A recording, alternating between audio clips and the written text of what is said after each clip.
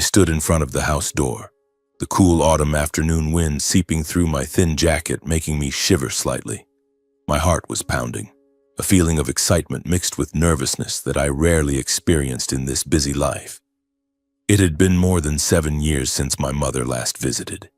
It wasn't because we were emotionally distant, but simply because my mother was getting older, her health not as good as before, and the journey from the countryside to the city was long and arduous, filled with exhausting train rides and multiple transfers. My mother, Mrs. Helen Klein, 58 years old this year, often joked that "I'm old now, traveling is such a hassle." But today she decided to come up, and I was eagerly anticipating every moment.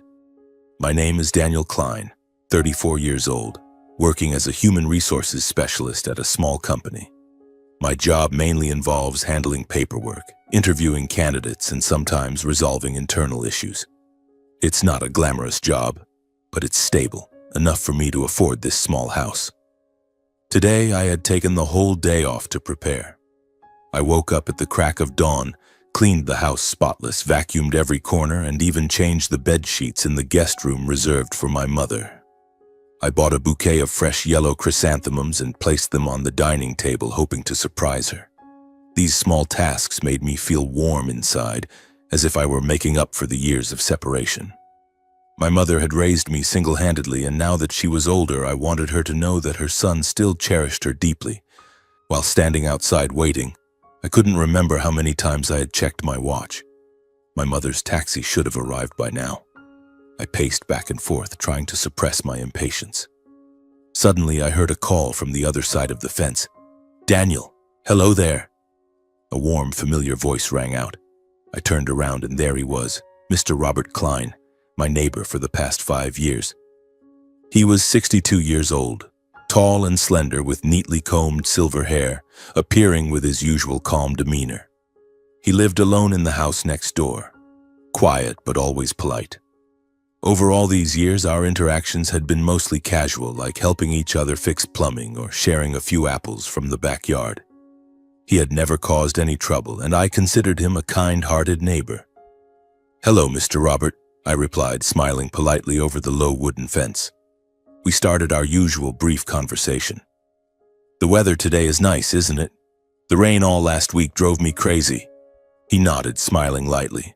"Yes, it is nice. How have you been lately? Work still going well?" I briefly mentioned the new project at the company about having to handle a pile of recruitment files. He listened, nodding occasionally, then talked about the history book he was reading. Ordinary stories, nothing profound, but enough to maintain a smooth neighborly relationship. I liked the way he talked, slowly, never interrupting. Then he asked, his voice curious mixed with cheerfulness, "You seem more eager than usual today, don't you? Anything special?" I smiled, not hiding it. "Yes, my mother is coming to visit. She's coming from the countryside. It's been a long time since we met." As soon as the words left my mouth, I saw him pause, just for a split second, but enough for me to notice the change. His eyes quickly scanned my face as if searching for something familiar. Then he swiftly regained his composure, smiling congratulatorily. "Oh, is that so? Congratulations. The next few days will surely be enjoyable." His voice was still warm, but I vaguely felt something odd, like a discordant note in a familiar symphony. Why did he pause like that? Or was it just my imagination? At that moment, the sound of a taxi horn echoed from the end of the street, interrupting the conversation. I turned around abruptly, my heart pounding with joy. The car stopped right in front of the gate, and my mother stepped out. Mrs. Helen, with her silver hair neatly bunched at the back of her head, wearing her familiar knitted coat hugging her body, looked tired from the long journey, but her eyes lit up when she saw me. I rushed out, joy overflowing like a child receiving a gift. We hugged each other tightly, the embrace lasting longer than usual, as if compensating for the 7 years apart. I felt her warmth, the familiar scent of homemade soap mixed with a hint of train travel. "It's been 7 years since we last met. I miss you so much, Mom," I whispered in her ear. She patted my back gently, her voice trembling. "Me too, son. I miss you so much too." I invited my mother into the house first, telling her to rest while I handled the luggage. She nodded, giving a tired smile, then pulled her small suitcase across the yard. I went back to the car carrying the remaining bags, lost in random thoughts. But as I followed behind, I suddenly noticed that my mother had stopped. She stood frozen in the middle of the yard, motionless, her eyes locked on the fence separating the two houses, as if she had just seen something that made the entire world around her slow down. On the other side of the fence, Mr. Robert was still standing there. He looked over, perhaps unintentionally, but when he met my mother's gaze, he flinched slightly, his shoulders trembling. Just for a brief moment, then he smiled a friendly greeting, just like how he had always interacted with me over the 5 years. "Hello, ma'am. Nice to meet you." His voice was polite, without a hint of awkwardness. But my mother, oh my God, her reaction was completely the opposite. Her face turned visibly pale, as if all the blood had drained from her skin, leaving a frighteningly white pallor. The features on her face became tense, her eyes wide open in shock and, I was sure, fear. Her hand gripped the bag handle so tightly that her knuckles turned white, trembling like autumn leaves in the wind. She didn't respond, not a single gesture, not even glancing back. Instead, she turned and hurried into the house, her steps quick as if running, as if she didn't want to stand there for even one more second under that gaze. I heard her hurried footsteps on the wooden floor, then the door slammed shut, echoing in the quiet air. Mr. Robert stood silently by the fence, his smile gradually fading from his face. His eyes darkened, as if sinking into a deep sadness or perhaps regret. I wasn't sure. I followed behind, witnessing the entire scene, my heart filled with confusion and worry. What was happening? I looked after my mother's figure disappearing behind the door, my heart pounding harder than ever. Then I turned to the fence, looking at Mr. Robert. He was still standing there, but now he looked older, more tired. For the first time, I felt that between my mother and this familiar neighbor, there existed an unusual connection, a secret that I completely didn't understand. Why was my mother so afraid of him? Had they known each other before? Or was it just an illusion? I took a deep breath, trying to calm myself, then stepped into the house. As soon as the door closed, I saw my mother slump down onto the sofa in the living room. She leaned back indifferently against the cushions, her eyes vacant, as if she had just experienced a major shock, as though her soul was lost somewhere far away. Her face was still pale, her lips pursed tightly, and I could see her shoulders trembling slightly. I called out to her, my voice full of worry, quickly stepping to her side, but she didn't react. I called her again, still silence. My heart tightened. I knelt down in front of her, holding her hand. "Mom, what's wrong with you?" It wasn't until the third time that she startled back to her senses, her eyes blinking as if waking from a dream, then looking up at me. "Oh, son, I'm fine. Probably just a bit tired." But her voice lacked conviction, trembling as if trying to hide something. In response to my barrage of questions, "What happened in the yard, Mom? Why did you react like that? Did Mr. Robert do something?" She just shook her head vigorously, trying to appear normal. "It's nothing, son. I'm just tired. The trip was long." I noticed her hand was still trembling lightly under mine. Her complexion hadn't recovered at all, still as white as a sheet.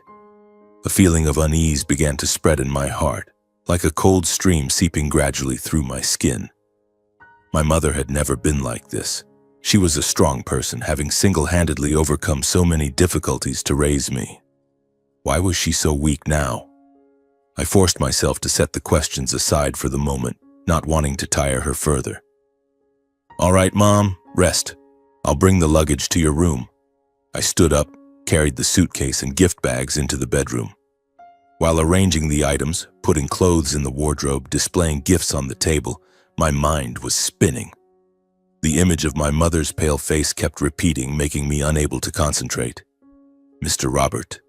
What was so scary about him? In 5 years living next door, he had never done anything strange. Or maybe Mom mistook him for someone else. I shook my head, trying to dispel the thought. But the anxiety kept growing, like a balloon inflating about to burst. When I returned to the living room, I saw my mother still sitting in the same spot, not moving. Her eyes followed me, clearly wanting to say something but hesitating, as if struggling internally. She moved her lips a few times, trembling, then stopped, turning her face away as if suppressing her emotions. I sat down beside her gently. "Mom, what do you want to say? I'll listen." After a while, she finally spoke, her voice lowered. "Son, that neighbor, what's his name?" I was surprised, but still answered straightforwardly, "Mr. Robert. He's lived next to my house for the past 5 years. Very kind, Mom. Often helps me with minor repairs." Upon hearing that, my mother immediately became tense, her back straightening like a spring, her eyes darkening ominously. She gripped the armrest tightly, as if that name had touched an old wound. I noticed that excessive reaction immediately, my heart beating faster. "Mom, what's wrong? Do you know Mr. Robert from before?" She quickly waved her hand, her voice high-pitched. "No, this is the first time I've seen him. Never met before." But right after that, she continued, her voice resolute to the point that it startled me. "But he looks very dangerous, son. I advise you absolutely not to have any more contact. If possible, cut off all ties with him as soon as possible." I was stunned by that warning, as if splashed with cold water in the face. Mom didn't know anything about him at all? "Mom, what are you saying?" "Mr. Robert is very gentle, lives discreetly, polite, has never caused any trouble for me." I tried to explain, my voice slightly trembling from surprise. "He always keeps his distance, behaves humbly. In 5 years, I've never had to be wary of him. He even helped me fix the awning when it leaked during rain."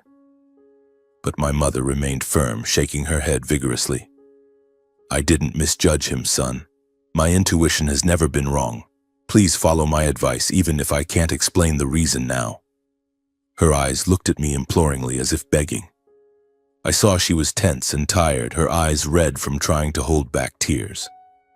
I didn't want to argue further, so I nodded in agreement to reassure her. "Yes, I promise. I'll avoid him."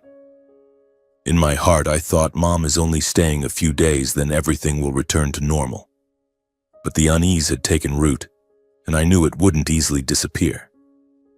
The next 3 days passed in an indescribable atmosphere. Mom tried to act as if everything was normal, asking about my work, how the company was lately, any new projects, like a mother reuniting with her son after a long time.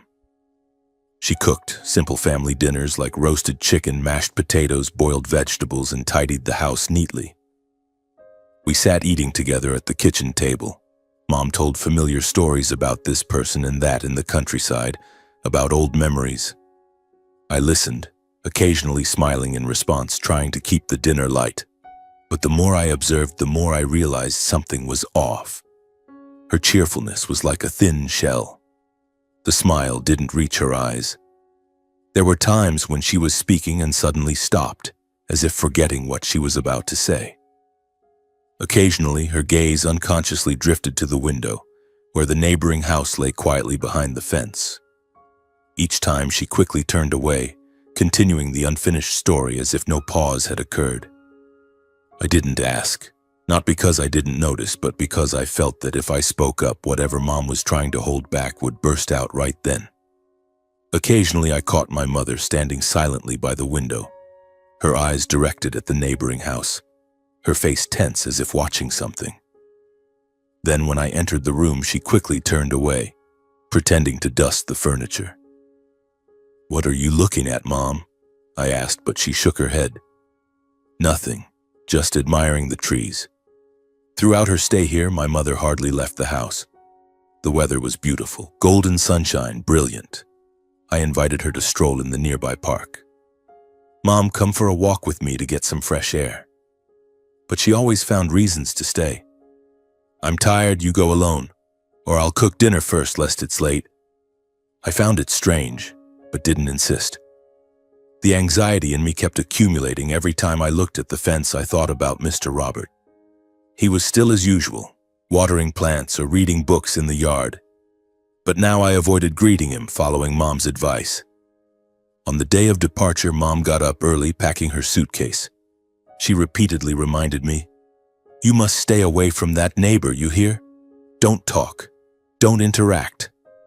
Her voice was unusually urgent, as if fearing that a moment of carelessness would lead to something terrible. "Mom, I promise. But why are you so worried?" She shook her head. "I just want you to be safe." I saw her off to the taxi in a confused state of mind. She hugged me, whispering, "Remember to call me often." But as the car rolled away, I stood watching the taxi fade into the distance, my heart heavy. The feeling of unease still clinging, heavy and nameless, as if I had just missed something very important that I hadn't yet realized.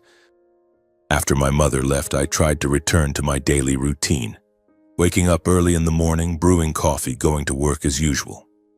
The HR office job was still hectic, with piles of recruitment files and internal meetings, enough to temporarily push aside the confusing feelings lingering in my mind.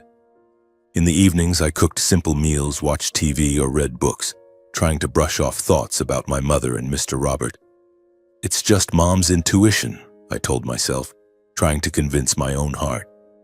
"She's getting older, perhaps more sensitive." But deep down, the unease still smoldered, like a small flame waiting for the wind to fan it into a blaze. I still occasionally ran into Mr. Robert, mostly over the fence or at the gate. Everything between us remained unchanged from before. Brief, polite greetings like, "Hello, nice weather today, isn't it?" Or, "You're home late from work." He was still calm, smiling politely, sharing trivial stories about his garden or the book he was reading.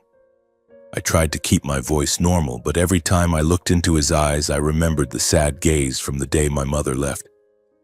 Did he know something? Or was it just my imagination?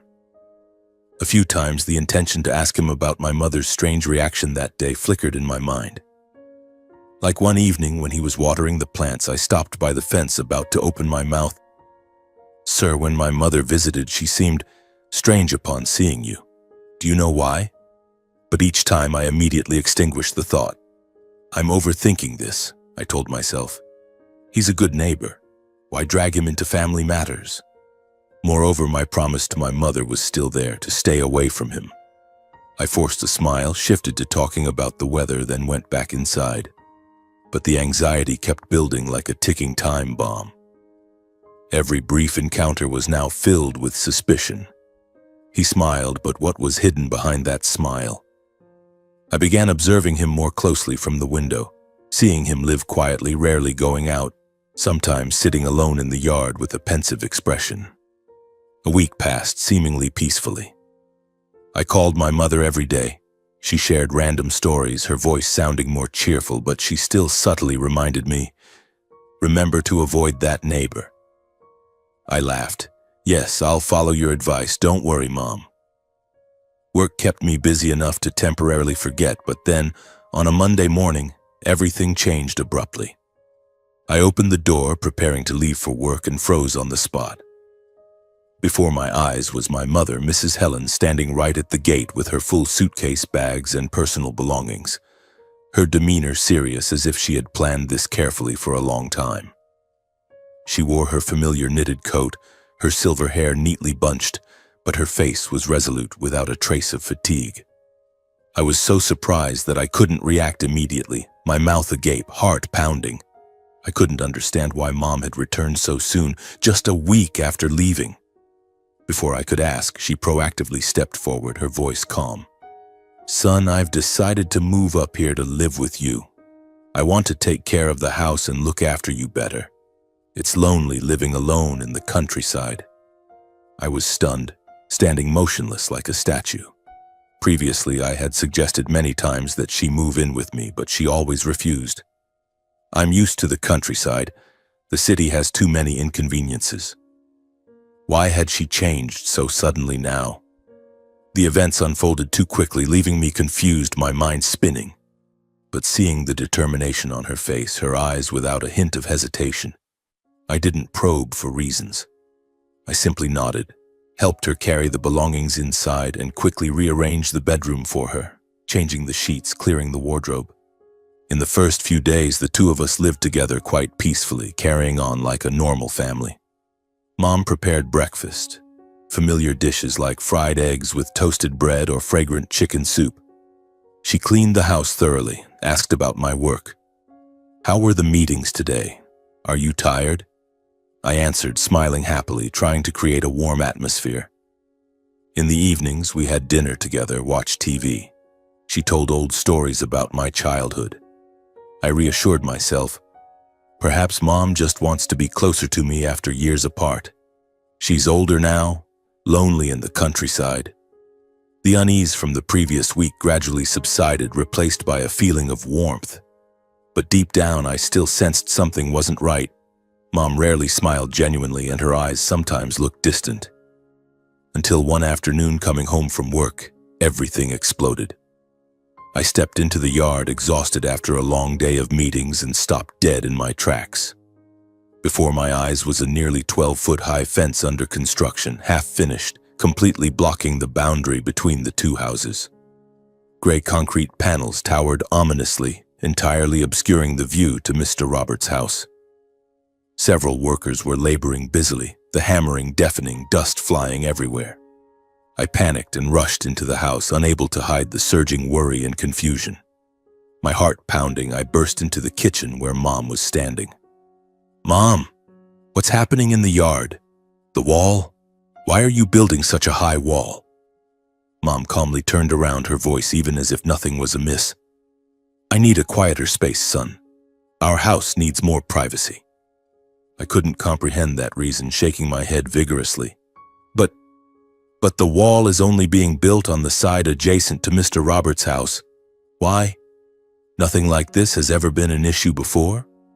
I pressed further, my voice trembling with anger and concern. "Are you hiding something from me, Mom? Does it have to do with him?" But Mom offered no further explanation, just repeating, "It's necessary. I'm doing it for your own good." I realized I had no strong enough reason to object. Everything was handled by her, the expenses paid by her, the workers hired by her. Helpless, I silently watched the wall gradually take shape through the window. The concrete panels stacked high, soaring upward, completely blocking the neighboring house. My heart was filled with tangled questions, like a knotted mess impossible to unravel. For the first time, I felt that my mother was concealing something far more serious than what she had let on. Initial intuition? No, this was a decisive action, as if she were building a fortress to defend against an enemy. Mr. Robert, what had he done to my mother? Or was this secret bigger than I imagined? The next morning, I tried to push my questions aside. Work at the office was piling up, and I didn't want family matters to affect it. But on the way to work, I still thought about Mr. Robert. What would he think of that towering wall? It was like a silent declaration of war. In the afternoon, when I got home, I decided to take the initiative and ask him. I stepped into the yard, looking at the half-finished wall. There were still a few gaps large enough for me to call through. "Mr. Robert, I have something to talk about," I called, my voice slightly unsteady from nervousness. He appeared on the other side, his familiar tall and slender figure, silver hair under the afternoon sun. "Hello, Daniel. What's the matter?" I took a deep breath, trying to keep my voice calm. "About the new wall. My mother had it built. You're not bothered by it, are you?" He looked at me for a moment, then smiled, his tone strangely composed. "It's fine, son. Let Mrs. Helen do whatever she wants. I understand." Not a word of complaint, not a hint of annoyance, just a patient smile and distant eyes. I stood there, waiting for him to say more, but he only nodded and turned away. That submissive attitude didn't reassure me. On the contrary, it made me even more confused. Why didn't he react? Anyone else would be angry, right? I went back inside, my heart full of doubts. Mr. Robert, what was he hiding? A few days after the wall was completed, my mother's actions became increasingly intense and uncontrollable. She seemed to have turned into a different person, resolute, uncompromising. Every time she encountered Mr. Robert in the yard or at the gate, she deliberately ignored him or displayed cold hostility, avoiding him as if he were an enemy. Once I saw her standing at the gate, Mr. Robert passed by and greeted her. She turned away sharply, not a word in response, her shoulders stiff. I stood nearby, embarrassed. "Mom, you shouldn't treat my neighbor like that." but she pulled me inside. "Come in, son, don't talk to him." Sometimes she even made veiled remarks, implying that he was not a decent person, making the atmosphere heavy. Like one afternoon when neighbor Mrs. Smith came over, my mother complained, "That man next door, he looks so shady. Who knows what he does alone in that house?" Mrs. Smith nodded curiously. I sat listening, my heart pounding, trying to interject, "Mom, Mr. Robert is good." But she glared at me. "You don't know."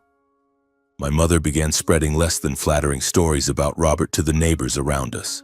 Not directly, just dropping hints that he was dangerous and unpredictable.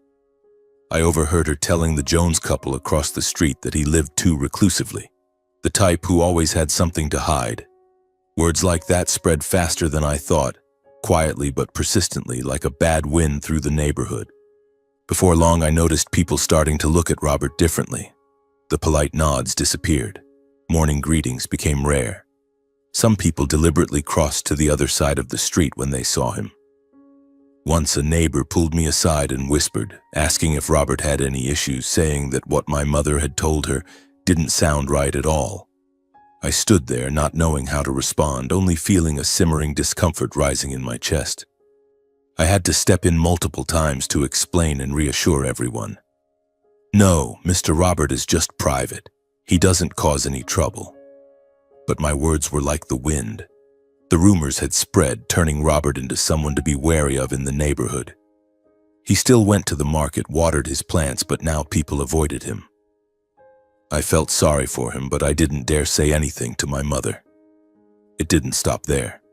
My mother continually found excuses to make things difficult whenever she had direct contact with Robert. She complained about the trees in his yard overhanging into ours, even though it had never been a problem before. "Those trees are encroaching on the roots. You have to cut them down," she called over the wall, her voice sharp. Mr. Robert just nodded. "All right, I'll uproot that tree." Then she filed complaints about dog barking, even though Robert only had one small dog, a cute fluffy pup that rarely made noise. "The barking keeps me from sleeping," she told me, then sent a complaint to the homeowners association. The complaints, even civil lawsuits, were sent by Helen with a frequency that left me stunned. Every week she drafted a new one, about strange noises, about trash, even though he was a very tidy person. I advised her many times to stop. "Mom, this is going too far. He hasn't done anything wrong." My voice trembled with worry. Helen replied, her eyes cold and sharp. "I'm just exercising my rights, son. It's not wrong or excessive. Don't interfere."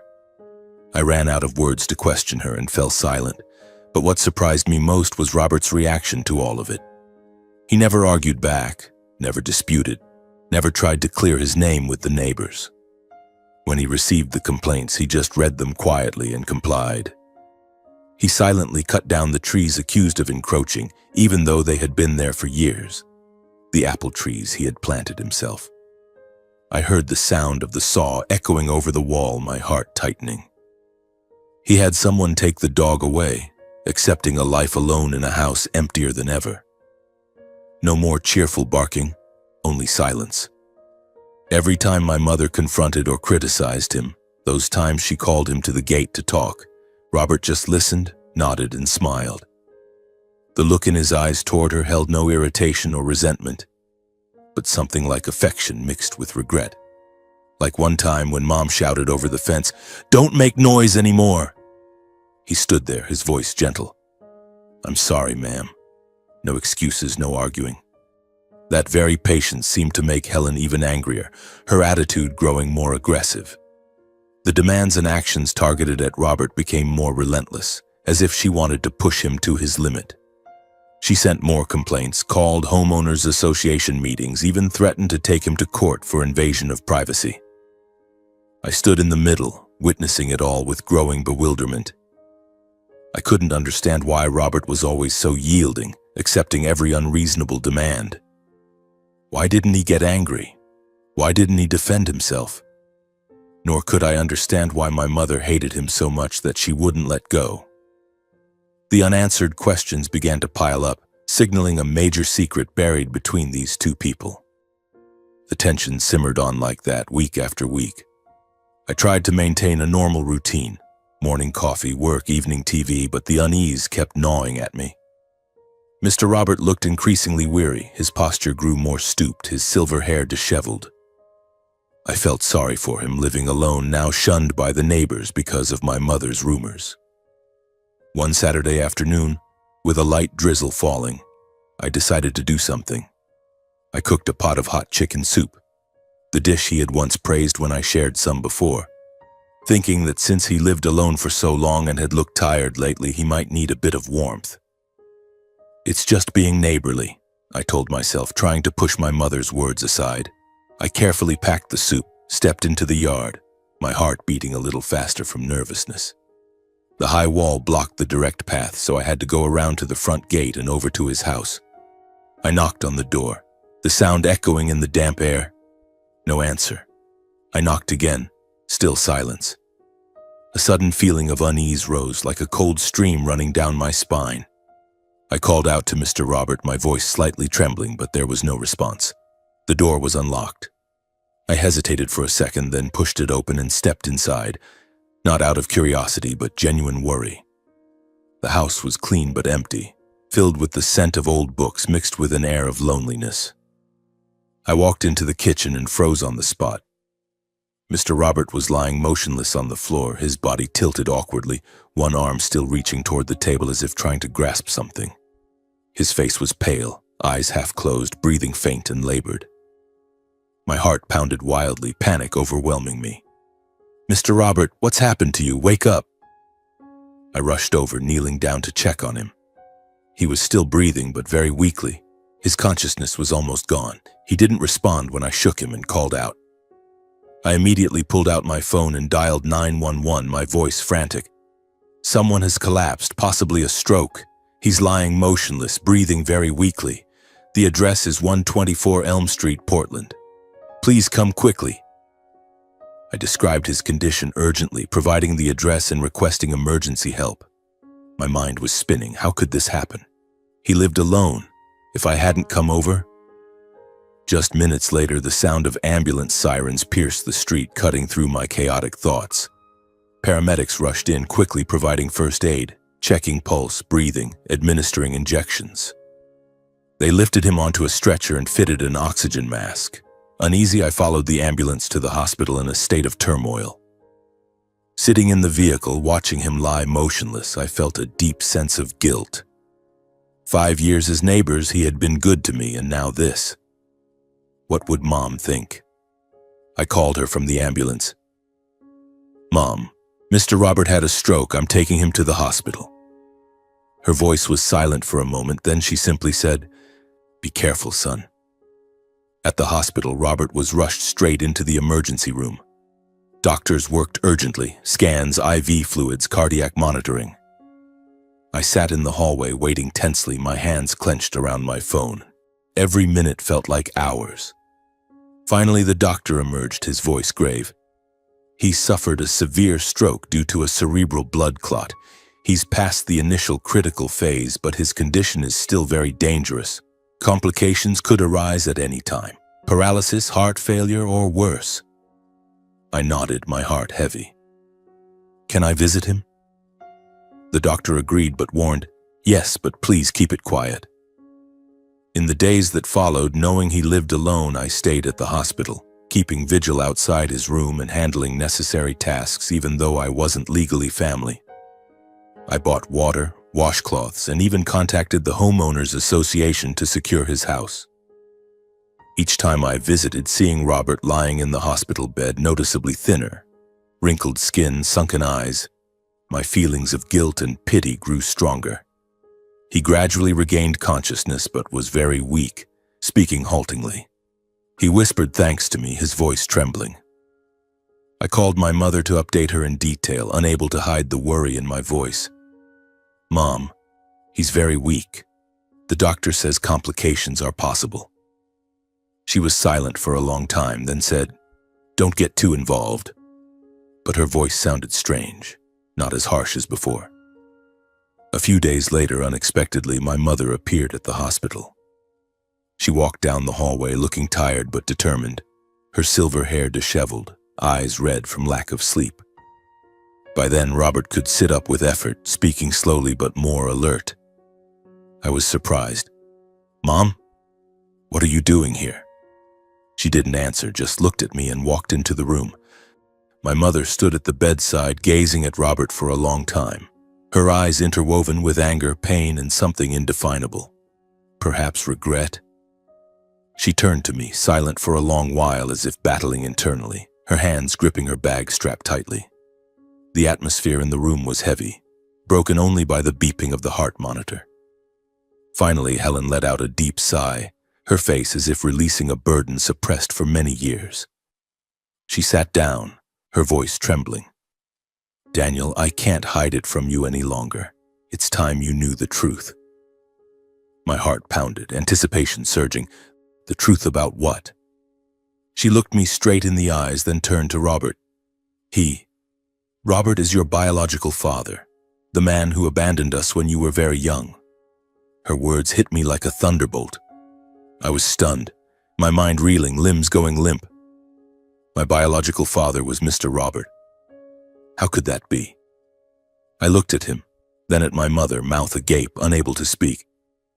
As my mother recounted the past abandonment, he left without a word, leaving me alone with a young child, no money, no support. Robert immediately bowed his head, his eyes avoiding mine, not daring to look directly. His face tensed, jaw clenched in undisguised remorse.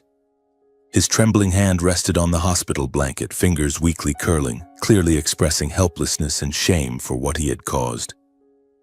She spoke of the years raising me alone in hardship, loneliness, and humiliation.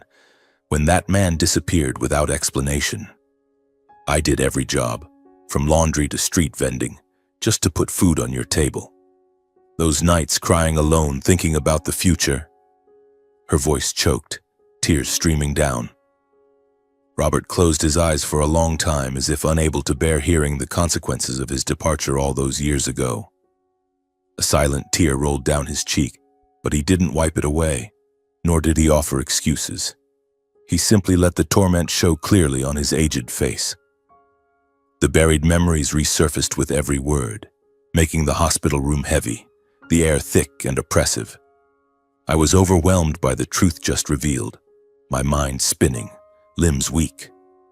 I stood silently, feeling as if everything I had believed for over 30 years had collapsed in an instant. My biological father was Mr. Robert, the neighbor I had lived next to for 5 years, exchanging casual greetings, even sharing a few apples from his backyard. And he was my father? How could that be? I looked at him lying in the hospital bed, frail and weak, then turned to my mother, her face streaked with tears and exhaustion. My heart was in turmoil, torn between conflicting emotions. Heartache for the years my mother had endured alone, resentment toward him for abandoning us, and confusion about which side to take. I wanted to shout, to run out of the room, but my feet felt nailed to the floor. My mother wiped her tears, her voice trembling but resolute. "I've told you the whole truth now, Daniel. Nothing more to hide." She glanced at Mr. Robert, and he nodded faintly in confirmation, accepting whatever my reaction might be. His eyes offered no excuses. He just lay there silently, breathing weakly. She continued, "From this moment on, the decision whether to acknowledge this man as your father is entirely yours. I won't force you, son." Her words felt like yet another burden placed on my shoulders. A decision? How could I decide when everything was in such chaos? I looked at my mother, at her face deeply etched with fatigue and pain. The wrinkles around her eyes, her lips pressed tightly from years of bearing the load alone. She had sacrificed so much, raising me single-handedly without ever complaining. Then I turned to Robert lying in the hospital bed, him, my father, looking so fragile that it made my heart ache. Robert's eyes held no pleading, no pressure. They simply waited quietly, as if prepared for any outcome. He said nothing, just looked at me with profound remorse, as if saying, "Do what your heart tells you." In that moment, time seemed to stand still. I suddenly remembered my childhood growing up in absence, the days when my mother silently shouldered everything. I recalled those late afternoons when she came home after long shifts, drenched in sweat, yet still forcing a smile. "Are you hungry, son? I'll cook something quick." The late dinners, just the two of us, and the nights when she was exhausted but still pretended to be fine, reading stories to me even as her eyes stung with fatigue. I remembered the hesitant question I once asked about my father. "Where is Dad, Mom?" And how she would sadden, her voice quiet. "He's no longer with us, son." I gradually learned to swallow that question back, not wanting to see her hurt. Then I also remembered the past 5 years living next to Robert without knowing the truth, recalling his humility, his quiet nature, and the eyes that always carried a sense of remorse. The times he helped me fix plumbing, shared apples, or simply greeted me with a sad smile. Now I suddenly understood that Robert had chosen silence not out of indifference, but because he lacked the courage to face us, only wishing to live quietly near his son. He had watched me from afar, choosing the house next door to make amends in silence. Why hadn't he spoken sooner? Or was the remorse so great that he feared facing the present? Reality returned when I realized Robert's condition was still critical and could worsen at any moment. The heart monitor beeped steadily, reminding me that time waited for no one. After a long silence, I felt I had thought long and deeply enough for this irreversible decision. Anger, pain, but deep down I felt pity for him, my father.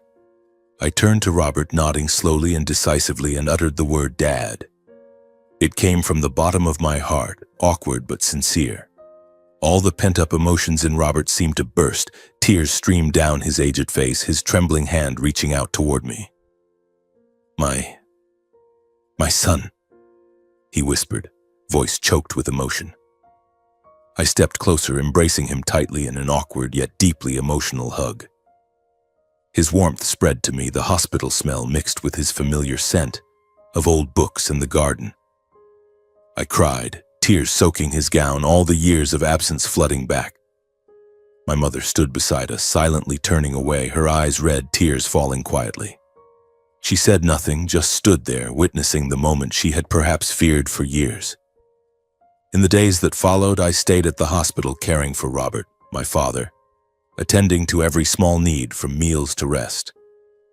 Early in the morning, I bought nutritious porridge from a nearby shop, feeding him spoonful by spoonful. "Eat, Dad, so you can get better soon." He smiled weakly. "Thank you, son." In the evenings, I sat by the bed, telling him about my daily work, about recruitment files. He listened, his eyes lighting up. "My son is so capable, Daniel." Those moments warmed my heart, though filled with anxiety. Would he fully recover? The doctors still warned of complications.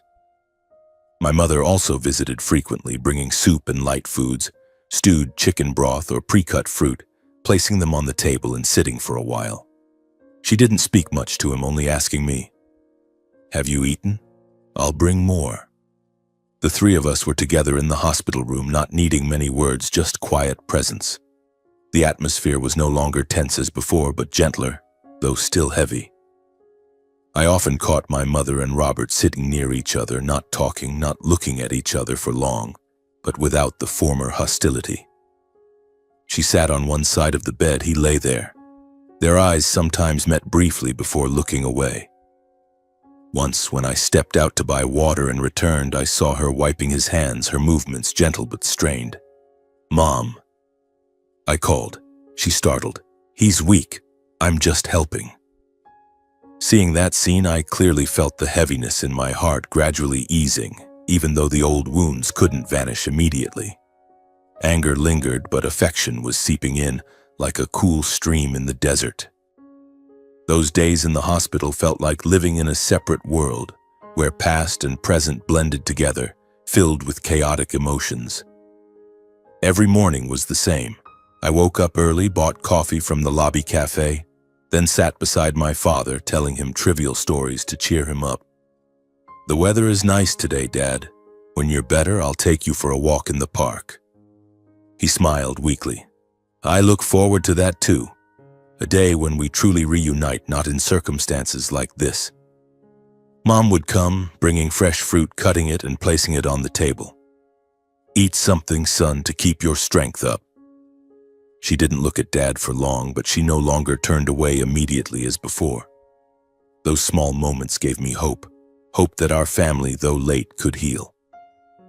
The fragile happiness after acknowledging my father had barely settled when just 5 days later, Robert's condition suddenly worsened due to complications from the previous stroke. The doctors had warned us, but when it happened, I was still unprepared. That morning, a light rain drizzled outside the hospital window, the damp air seeping into the room. I sat by the bedside as usual, holding Dad's hand, clearly feeling him weaken little by little. His skin grew colder, his breathing labored, the heart monitor beeping irregularly. "Dad, what's wrong?" I asked, my voice trembling with worry. He opened his eyes, more alert than usual, holding my hand for a long time, gripping tightly enough that I could feel his final strength. "Daniel, listen to me. Take care of your mother. I'm proud of you." His words were brief but full of parting advice, as if he had prepared for this moment. I nodded, tears stinging my eyes. "Don't say that, Dad. You'll get better." But before I could call the doctor, Robert took his last breath right in my arms. He squeezed my hand one final time, then relaxed, his eyes closing peacefully. I froze, holding him tightly as all the pent-up emotions burst forth. Tears streamed down, but I didn't cry out loud, just choked sobs. My father, the man I had just reclaimed, had passed away right before my eyes. My heart ached as if being cut, filled with anxiety and despair. Why so soon? We had only just reunited, only begun to make amends. I held him, whispering, "Dad, don't leave me behind." The monitor's beep turned into a long tone, signaling cardiac arrest. Nurses rushed in, the doctor checked, but I knew. Dad was gone. My mother arrived shortly after, rushing to the hospital following my frantic call. She stood at the door, looking at Robert, who had breathed his last, her face turning pale. I thought she would be angry or perhaps relieved that the man she hated was gone. But no. There was no relief in her, only an emptiness that could never be filled. She stood still, hands clenched tightly, eyes fixed on him with a complex expression, anger, regret, and sorrow. I called out to her, my voice faltering. She stepped forward, hugging me, but without tears. "I'm here with you. You don't have to bear this alone." Her voice was calm, but I could feel her trembling. After Robert's passing, the hospital briefly informed us that they needed to verify legal next of kin to complete the procedures. The doctor called me into his office, his tone professional. "In the records, Mr. Robert was once married and had a child, but the contact information is outdated. Do you know anyone?" I was stunned by the surprise, my mind reeling. Did my father have another family? I shook my head. "No, I don't know." Mom stood beside me, falling completely silent, her face no longer angry but filled with emptiness and bitterness, as if she finally realized that her pain over the years had never been the only story. She gripped my hand tighter but said nothing. We left the hospital in silence, hearts filled with anxiety. What other secrets were there? Not wanting to waste more time, I returned to Dad's house, a place already empty that now felt even more silent. Stepping inside, the scent of old books in the garden lingered, but the atmosphere was cold, as if his soul had departed. I sat down in the chair, sighed deeply, then began searching the house for any clues about the rest of Robert's life. I opened drawers, rummaging through old papers, bills, letters. In the nightstand drawer, I found an old family photo of Robert standing next to a woman and a young boy. He was smiling brightly, arm around the woman's shoulders, the boy looking about 10 years old. My heart pounded. Who were they? On the back of the photo was a handwritten phone number. I guessed it belonged to the woman in the picture. I stood there for a long time before dialing, my hands shaking, then telling myself I had no other choice. I needed the full truth. The call was brief but heavy. It rang a few times, then a middle-aged woman's voice answered. "Who is this?" I took a deep breath. "Hello, ma'am. I'm Daniel Klein, son of Robert Klein. He passed away this morning." The other end went silent, only heavy breathing audible. Then she said, "I'm Linda, his wife." She confirmed she was Linda, Robert's legal wife, currently living with their son in Sacramento, California, and that Robert had left their family exactly 5 years ago. He abandoned us without explanation, just like with Mrs. Helen, right? She asked, her voice full of bitterness. I was stunned. How do you know my mother? She sighed. He told me about her and you in the early years of our marriage. I never expected that you would call me. The call ended, but my heart felt heavier. My father had 2 families. He abandoned both. Before leaving the house, I accidentally discovered a carefully clipped stack of papers in the drawer. Inside were DNA test results bearing my name and Robert's. Positive, proving he was my biological father. I took the papers with me, realizing my father had quietly prepared for this truth beforehand, perhaps intending to reveal it but never getting the chance. My hands trembled, tears falling. Why did he hide it? Why live next to me without acknowledging it? I returned home, heart filled with anxiety and pain. Mom was waiting. I told her everything. She was silent, then cried, I never imagined he had another family. We hugged, but the atmosphere was heavier than ever. Robert's funeral was held at the local church, where he had lived and passed away in his final years. I handled everything, choosing the casket, funeral flowers, notifying neighbors. The mood was somber, with a light drizzle falling. Linda and her son Evan flew from Sacramento to attend, appearing before Daniel and Helen for the first time. I picked them up at the airport. The atmosphere among us was awkward and heavy. Linda looked about 55, slender, her eyes red as if she had just finished crying. Evan was around 28, tall, with a build very similar to our father's, but his eyes were full of wariness and suspicion when looking at me. Thank you for calling to inform us, Linda said, her voice cold. The funeral proceeded in a heavy and distant atmosphere. Daniel and Helen attended as close neighbors, quietly handling local arrangements, setting up chairs, distributing programs. Linda and Evan couldn't help but be suspicious of our attentiveness, their gazes lingering longer than usual on us, as if wondering, who are they really? But no one asked or questioned directly.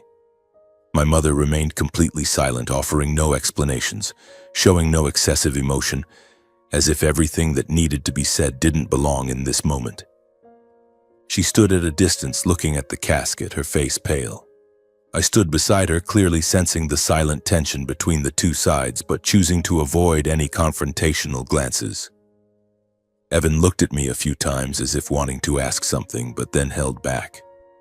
The funeral ended in heavy silence, each side leaving in separate directions without farewells. Linda and Evan returned to their hotel. We went home. Mom and I left the cemetery with a sense of emptiness and a premonition that the unanswered questions would soon be raised. On the way home, Mom was silent. I drove with my mind spinning. Linda and Evan, my half-brother. Why did Dad abandon them to live next to me? This secret wasn't over yet.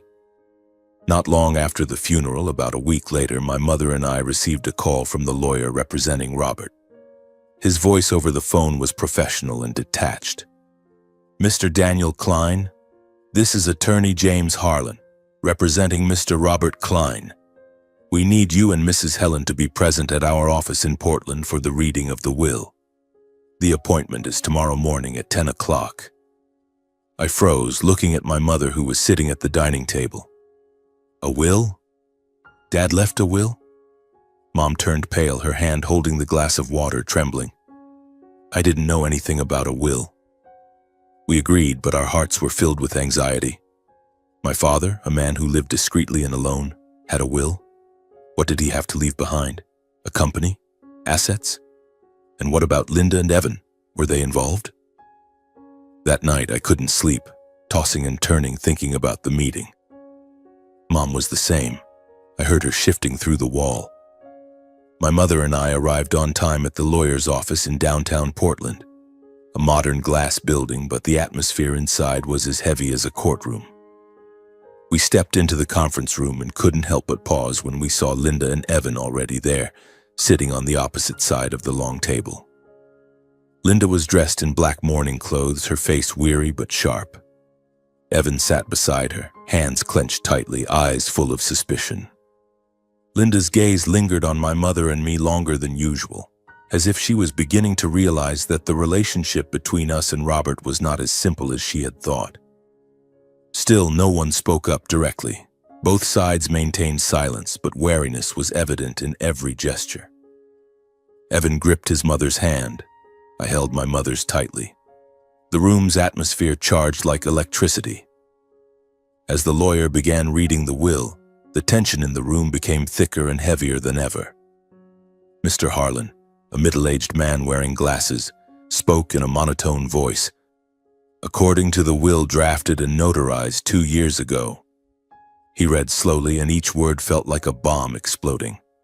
According to the contents, I was confirmed as Robert's biological son, and my mother was explicitly listed as his ex-wife, information presented in legal language that was undeniable.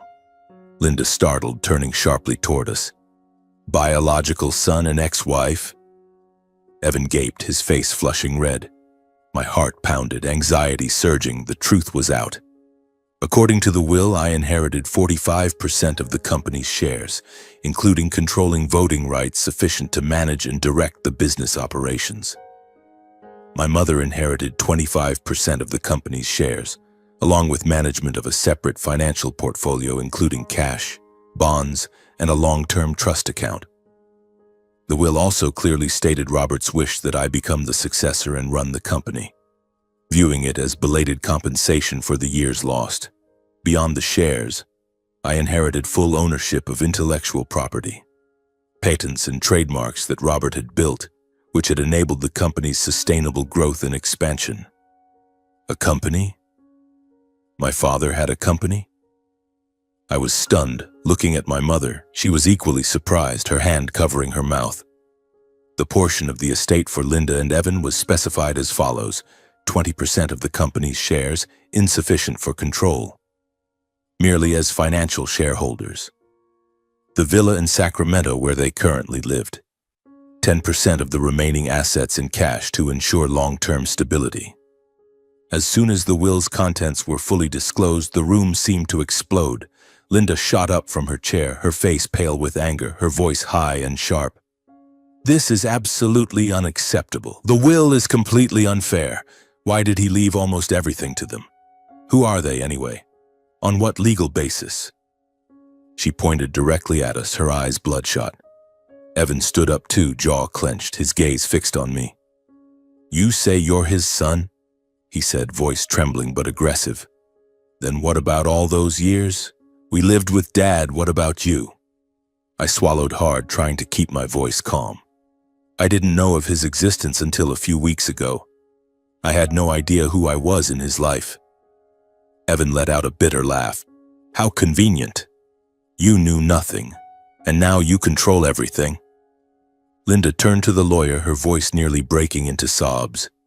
Are you sure my husband was of sound mind when he signed these papers? Or did someone influence him? The lawyer adjusted the files in front of him, responding briefly that the will was drafted when Robert was fully competent, with independent witnesses and proper notarization. Linda fell silent for a moment, then looked directly at my mother. Did you know he had another family? My mother finally spoke, her voice low and restrained. I only learned the truth when he was about to pass. The room quieted for a brief beat, enough for everyone to understand that the pain didn't belong to just one side. Mom gripped my hand tightly under the table. I knew that though this would drag on, this moment had etched itself deeply into all our memories. The lawyer intervened several times, trying to maintain a calm voice. Everyone's emotions are understandable, but the court only considers evidence and legality. Linda whipped around, laughing bitterly. Evidence? What about the years we lived with him? Doesn't that count as evidence? Evan looked straight at me, his voice lowered but icy. Do you know what it feels like to be abandoned? Or did you only learn about it when you got chosen? I wanted to say something, but my throat tightened. I just shook my head honestly. I was never chosen. I only just found out who I was. Linda shook her head repeatedly, tears welling up. It's too late. Everything is too late. The lawyer closed the file folder, his voice decisive. If there's nothing more, today's session ends here. Linda gripped Evan's hand tightly, pulling him to his feet. Before leaving, she turned back one last time, her eyes full of resentment. We won't let this end like this. The door slammed shut, leaving the room in silence, and I sat there, realizing that the will just read hadn't only divided assets, it had torn another family further apart. The conference room fell silent, broken only by heavy breathing. My mother and I stayed a little longer, neither saying a word to the other. The lawyer handed over documents. Here are the copies. The company is in the suburbs of Portland, specializing in software technology. I nodded mechanically, but my mind was in turmoil. On the way home, I clearly felt that the pain that hadn't yet subsided was now replaced by the weight of responsibility and the impending consequences. A company? Controlling rights? Would Linda sue? My heart pounded, anxiety surging. We returned home in silence, the rain falling heavier. I drove slowly, my mind reeling from the numbers and legal terms I had just heard.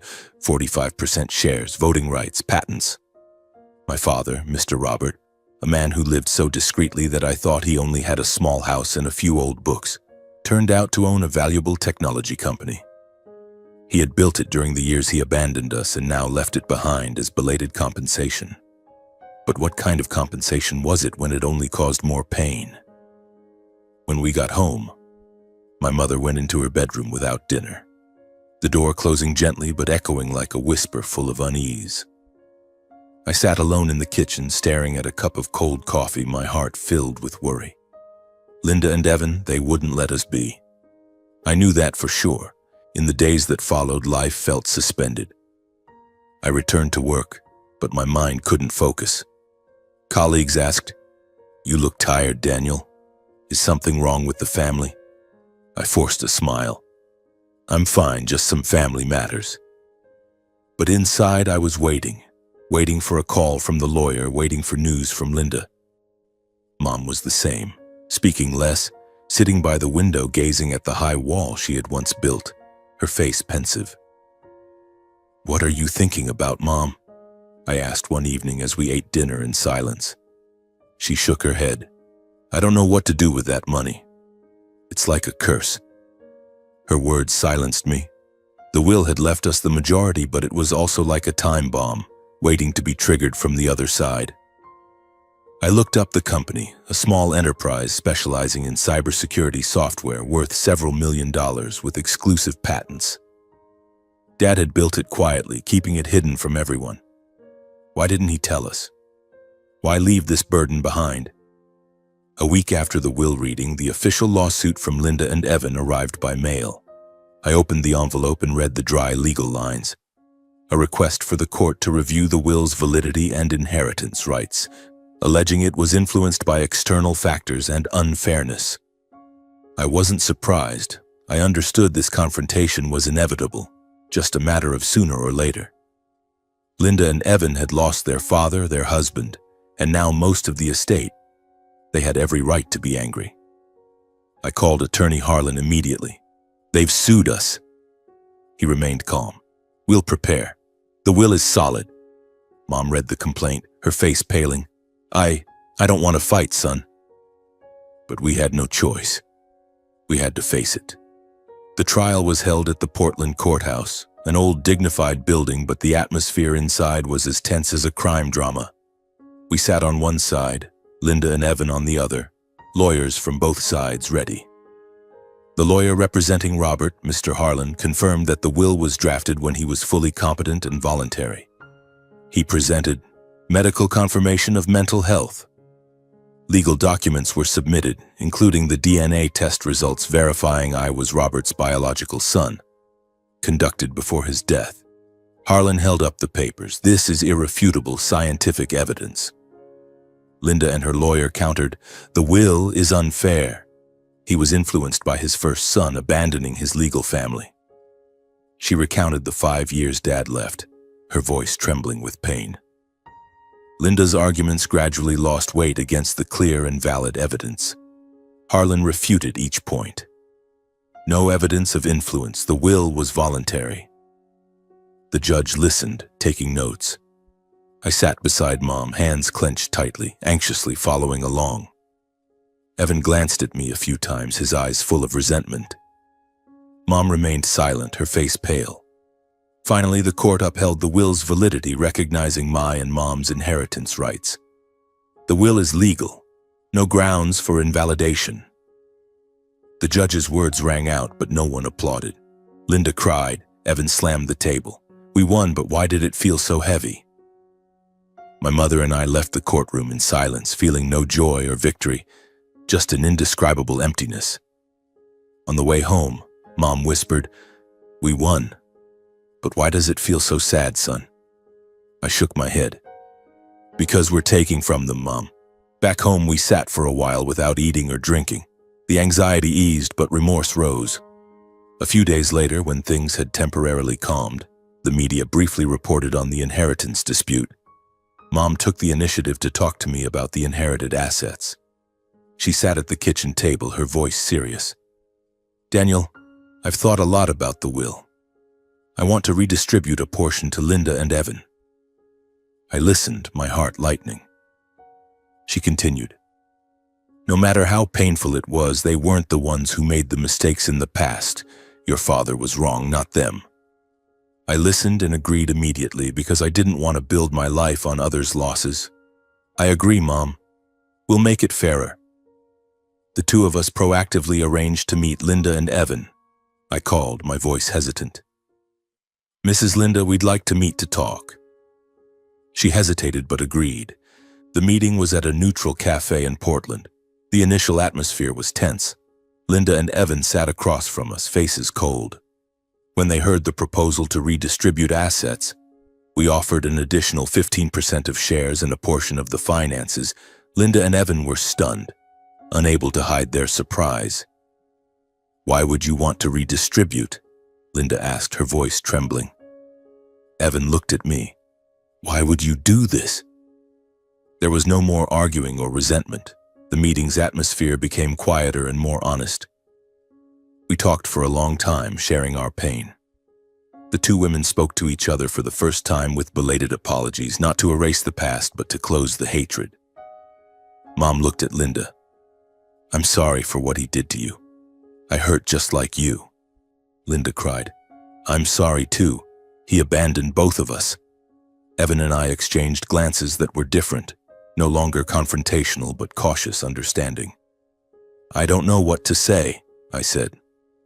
Evan nodded. "We brothers both suffered because of Dad." The meeting ended in gentle silence, each side leaving separately. Though it couldn't yet be called reconciliation, a fragile bond had been kindled, opening hope for a less burdensome new beginning. On the way home after that meeting, I drove slowly, letting my mother sit beside me in quiet thought. She gazed out the window, hands tightly gripping her bag strap, but her face was no longer as tense as before. The rain had stopped, and the afternoon sun filtered through the clouds, casting golden streaks of light onto the streets of Portland. I clearly felt a sense of relief creeping in, though my heart still held some anxiety. Would Linda and Evan truly accept it? Could we build something from these ashes? When we got home, my mother smiled, a rare one. "Today was better than I thought, son." I nodded and hugged her. "Yes, Mom. We did the right thing." That night I slept better than I had in days, though dreams still lingered with images of my father. He smiled from afar, as if watching over us. After that meeting, life for my mother and me gradually returned to a normal rhythm, free from legal tensions or simmering confrontations. Calls from the lawyer dwindled and the lawsuits became part of the past. We began planning for a new beginning. I quit my old job, the HR specialist position now just a memory, to focus on my father's company. Mom agreed. "Follow his wishes, son. I'll support you." We moved to a new house near Robert's company headquarters as a way to start anew in a place tied to the present and future. The house was more spacious, with a small garden in the back, located in the suburbs of Portland, close to the cybersecurity software company my father had built.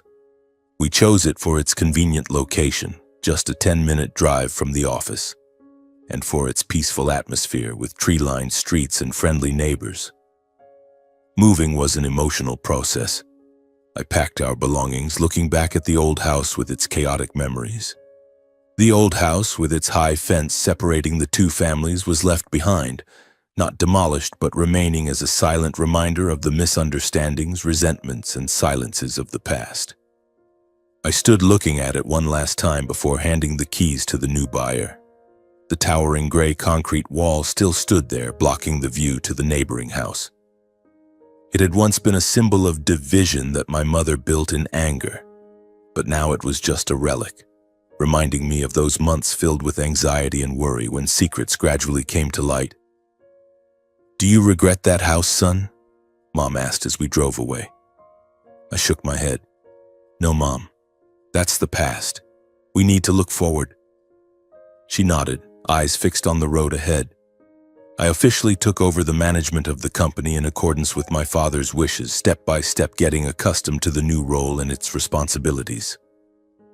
The early days at the company were truly challenging. I walked into the office, meeting the old leadership team, people who had worked with my father. "So this is what young Daniel looks like? Mr. Robert mentioned you," the technical director said, voice surprised. I sat in meetings, listening to revenue reports and product development plans. The company specialized in cybersecurity software with exclusive patents on data encryption, my father's legacy. I didn't know much about technology, but I learned quickly, reading documents day and night, seeking input from employees. Anxiety surged in those first days. Can I really shoulder this role? This is a multi-million-dollar company and I'm just an HR specialist. But gradually I adapted, signing new contracts, meeting partners, feeling the weight, but also the excitement.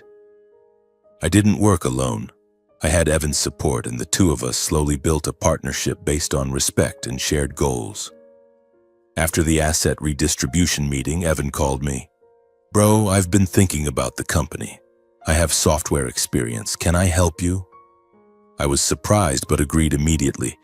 "Come here. Let's do it together." Evan flew up from California and began joining meetings with me. He offered ideas, sharing technical insights that I lacked. At first, things were awkward. He hadn't fully let go of his anger, and I carried an indescribable sense of guilt. But over time, we talked more, not just in meetings, but during after-hours chats. Evan handled technical aspects. I managed strategy, a perfect combination. The company grew steadily and thrived, not through possessive ambition, but through joint effort and the transparency I always believed in. We signed new contracts with major firms, revenue increasing 20% in the first quarter alone. My mother stepped back, not deeply involving herself in business matters, instead focusing on her own emotional well-being. She planted flowers in the new garden, read books, and even joined a local yoga class. "I'm getting old. I shouldn't meddle in you kids' affairs." She laughed when I asked for her opinion, but she still supported me, cooking dinner and waiting for me to come home. "How's the company, son?" I told her, and she listened, eyes bright. She and Linda occasionally met, no longer in confrontation, just two women who had endured similar wounds, sitting together to chat and listen. It started over the phone. "Mrs. Linda, how have you been?" Then in person when Linda visited Portland. We invited them for dinner. The two women sat apart, sharing past stories. "He once promised me," Linda said. Mom nodded. The same with me. No tears, just calm sharing. I observed from afar, heart warmed but anxious. Had they truly moved past it? The relationship between the two families gradually became more natural, unforced, without needing labels. No more lawsuits or resentment, just occasional check-in calls. On weekends, the two households often met for dinner. The atmosphere simple and peaceful, without the former distance. The first time at our house, we ate Mom's cooking, roast meat and salad. Linda complimented, "Mrs. Helen's cooking is wonderful. It's delicious." Evan and I talked work. The mothers chatted casually. No loud laughter, but cozy. The next time at a hotel when they visited, we ate seafood and shared old photos. I watched the two mothers converse, realizing the serenity on their faces was something they had paid dearly for over many years. They had once indirectly hated each other through my father. Now they sat together, listening like old friends. Looking back on the journey, I understood that no matter how painful the truth, it must be faced, for only then can resentment passed from one generation to the next be ended. Those months of anxiety from Mom's visit, the wall, the stroke, the will, the lawsuit, now felt like a long film. I sat alone in the company office looking at Dad's photo on the desk, reflecting.